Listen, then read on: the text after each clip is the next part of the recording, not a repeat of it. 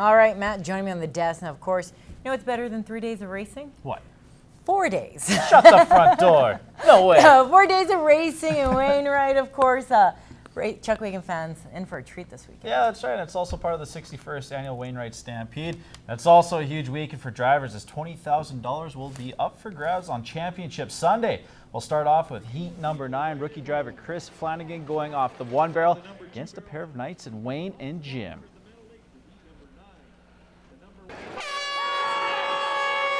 Well, there's the H&E Oil Field Services horn. Stoves are in. Outriders are up, and look at this. Wayne Knight off barrel number 2 in the Tom Truck outfit has a great start. He's in the middle of the track. And look at on the inside, it's the Parkland Hotel in Chris Flanagan. He's got the inside rail position. A great turn by Flanagan lets him grab the rail as they hit the back straightaway. He starts to open up a lead on Wayne Knight. As they round the final turn, Flanagan's lead is a full wagon length as they enter the home stretch. I don't think anybody's going to catch the rookie Chris Flanagan tonight as the Parkland Hotel outfit heads to the Kevin Walters fencing finish line. That's how they'll finish. Flanagan flies across with a 1:03.94, the fastest time of the night so far, to Heat 10 featuring Jamie Labicane against Dallas Dick and the home favorite, Sean Van Alberta's Chris Molly.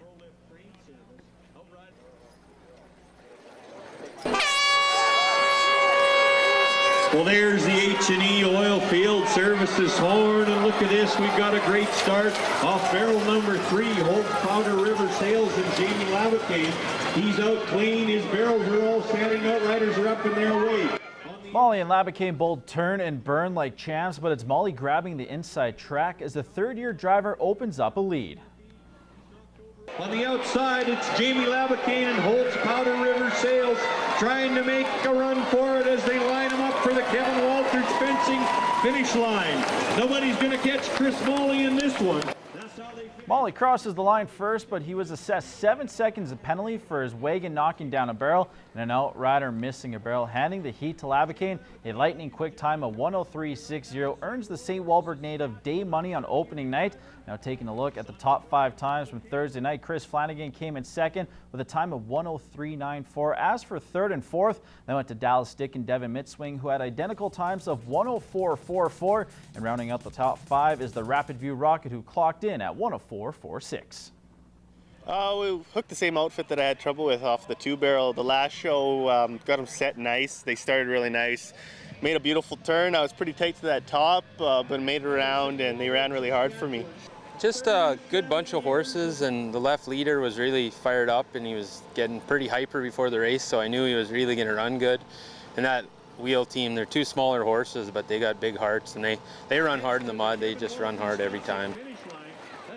All right, now over in Hillmont, the second Wade Redden PBR Challenge was going on. Last night's event did not disappoint as you had some of the best bulls and riders all in one spot. And when it was all said and done, Ty Posenbon was crowned the 2014 Wade Redden PBR champion with a winning score of 87.5. Now, funny story about this bull, Posenbon is co-owner, and it's the first time he has seen the bull. Also, this bull was in action for just the 3rd time.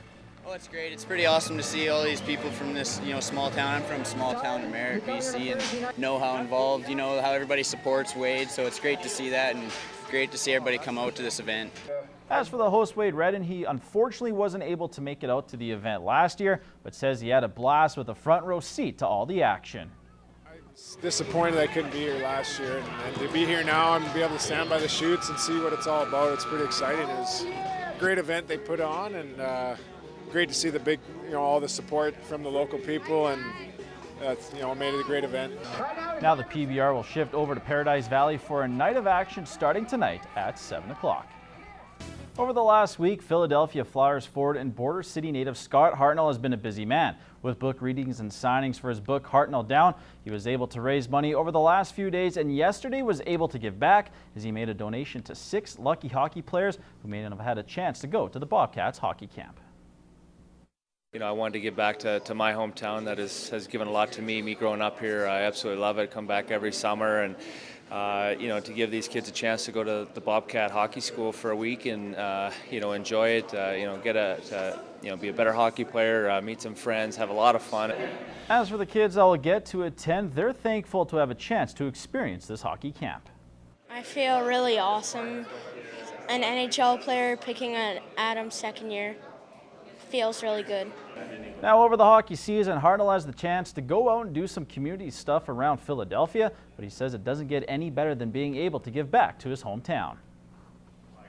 To do it here in Lloydminster, and to go around and I read to a bunch of grade 1 classes the last couple of days in Lloyd here, and to see the smiles on their faces today here, and it makes you feel good at the end of the day, and just really happy to do it.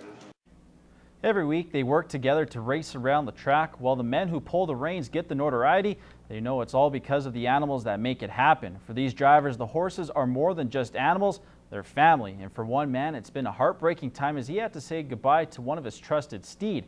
Kyle Gallagher reports in this week's Inside the CPCA. It's race day, and like the person in charge of any team, BJ Carey is working on his starting lineup. Dolly and Dolly. Once the names are set, it's Justin Walker's turn to go to work. Walker's been a barn hand for 13 years and knows the close bond that forms between human and horse. You wake up every morning with them at about 6, 7 o'clock your day starts, and you're with them basically the whole day through until about midnight.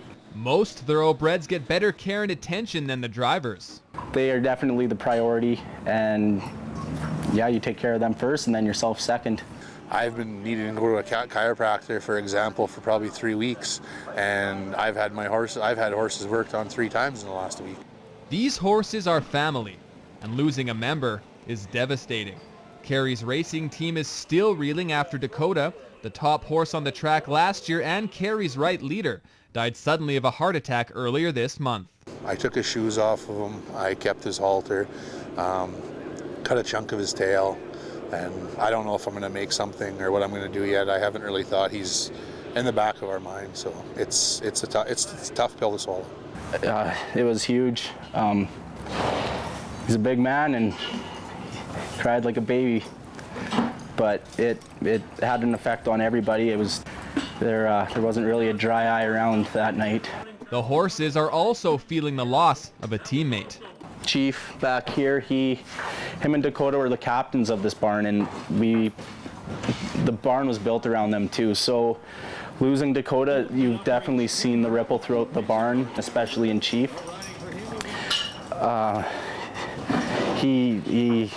He hasn't been himself lately. With Chief and him being partners for the last 2 years and winning all those shows, breaking track records, you can tell that Chief knows he's gone too, so it's very tough. Kyle Gallagher, Newcap Sports.